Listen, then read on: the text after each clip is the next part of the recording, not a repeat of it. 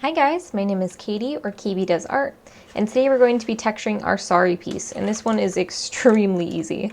So go ahead and get your model open in Maya, should look something like this, and click on your model, do edit, delete all by type history, and then let's add in, go to Arnold and click on your sky dome light, so we have some lighting. Click on your object, hold right click, go all the way down to assign new material. Then you're going to go shader, do AI standard surface, and then just change it to whatever color you like. So I'm going to make mine like this red. And then if you click 7, you can go ahead and see your sari piece as in like full lighting.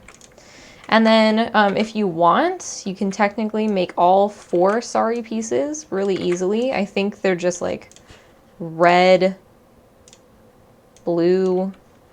Oh, you'll have to assign new material to each of them. I always forget that. So you'll have to assign new material and then change it to, you know, whatever color you want. So I think it's just red, blue, yellow, and then a green, right? So